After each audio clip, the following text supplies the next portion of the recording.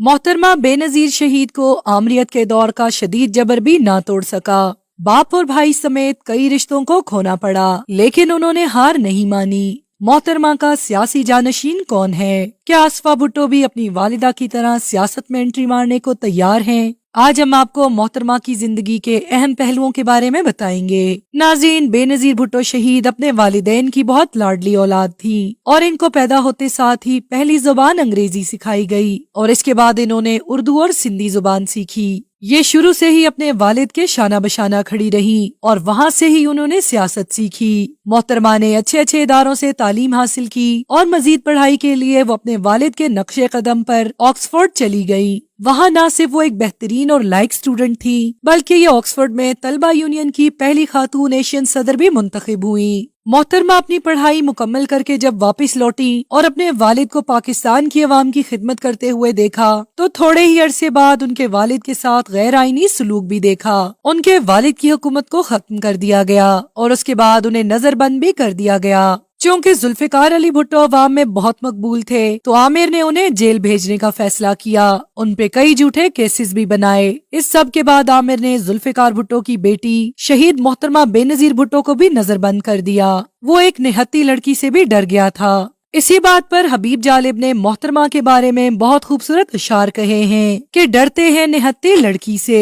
बेनजीर भुट्टो ने कैद की इन सारी मुसीबतों को हिम्मत से बर्दाश्त किया। उन्होंने शदीद गर्मी में भी जेल काटी, लेकिन कोई भी ऐसी चीज नहीं थी जो उनके हौसले को तोड़ती, क्योंकि वो शहीद जुल्फिकार अली भुट्टो की साहबजादी थी। मोहतरमा को वालिद की आखिरी रसूमात में भी शिरकत नहीं करने दी गई और उनको तोड़ने में कोई कसर नहीं छोड़ी गई, लेकिन मोहतरमा भी डटी रही और उन्होंने जुल्म के खिलाफ लड़ने का फैसला किया। मोहतरमा ने सियासत से पहले टीवी पर एक प्रोग्राम भी शुरू किया, लेकिन उन्होंने जल्द ही वो छोड़ दिया। मोहतरमा को एक ऑफिसर ने शादी का पैगाम भेजा, लेकिन उस ऑफिसर ने शादी से पहले ज़ियाउल हक को खत लिख के इजाजत लेना चाहिए, क्योंकि वो ज़ियाउल हक से काफी खौफजदा था। ये माजरा सुनते ही मोहतरमा ने उस शख्स से शादी करने से इनकार कर दिया। मोहतरमा ने जिलावतनी काटी, लेकिन वो हमेशा आवाम में मकबूल रही। जब वो जिलावतनी काट कर वापस पाकिस्तान आई तो एयरपोर्ट पर लाखों लोगों ने उनका इस्तकबाल किया।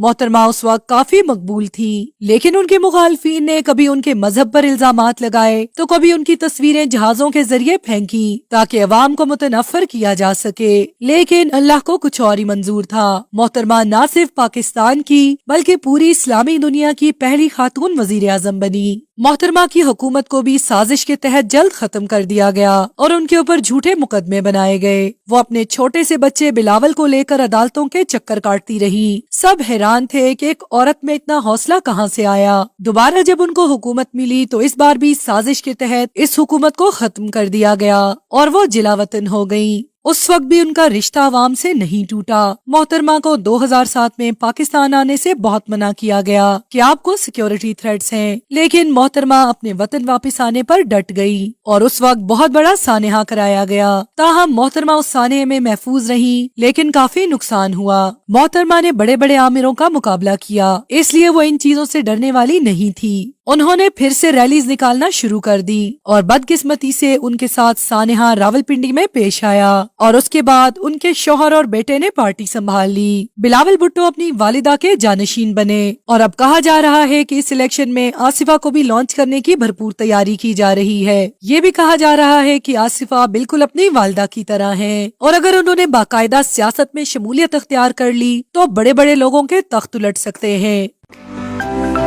To watch more videos, please subscribe to our channel and click the bell icon.